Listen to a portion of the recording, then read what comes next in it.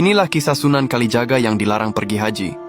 Setiap Muslim tentu memiliki harapan untuk bisa berkunjung ke Baitullah di Makkah, menunaikan rukun Islam kelima, berhaji, sekaligus berziarah ke makam Rasulullah SAW di Madinah. Begitu pula dengan Sunan Kalijaga, salah satu wali Songo yang dikenal luas sebagai ulama penyebar Islam di tanah Jawa. Dikisahkan, pada suatu masa, Sunan Kalijaga tengah berada di Malaka dan hendak melanjutkan perjalanan ke Makkah untuk berhaji. Namun, niat suci itu justru dicegah oleh seorang ulama besar bernama Maulana Maghribi. Ia meminta Sunan Kalijaga agar kembali ke Jawa dan tidak melanjutkan niatnya ke Tanah Suci. Penolakan itu bukan tanpa alasan.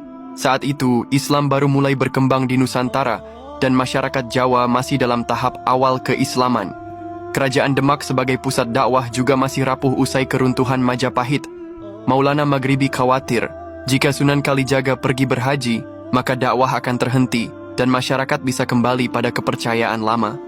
Lebih dalam, Maulana Maghribi menjelaskan bahwa Ka'bah di Makkah hanyalah simbol, sedangkan rumah Allah yang sejati ada dalam diri manusia. Haji bukan sekadar perjalanan fisik, melainkan perjalanan spiritual yang hanya bisa dicapai oleh mereka yang mampu mengalahkan hawa nafsu dan menjalani mati dalam hidup, konsep mistik Jawa yang dikenal sebagai mati sajroning urip.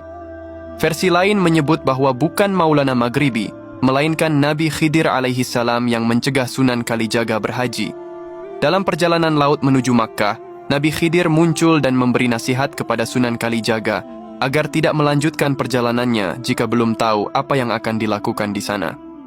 Kisah ini tercatat dalam naskah Jawa kuno Suluk Linglung. Dari kisah ini kita bisa mengambil pelajaran penting.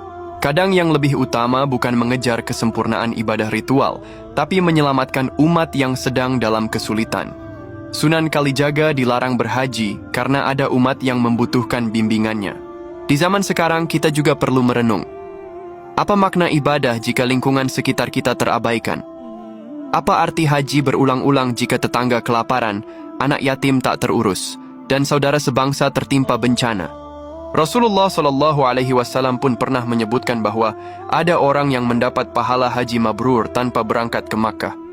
Dikisahkan, suatu hari para sahabat bertanya kepada Rasulullah SAW, siapa yang hajinya paling diterima? Rasul menjawab, si fulan. Para sahabat terkejut, sebab orang itu tak jadi berhaji. Ia memilih menggunakan uang hajinya untuk menolong tetangganya yang sedang sakit. Itulah hakikat ibadah sejati, mendahulukan kemaslahatan dan kasih sayang.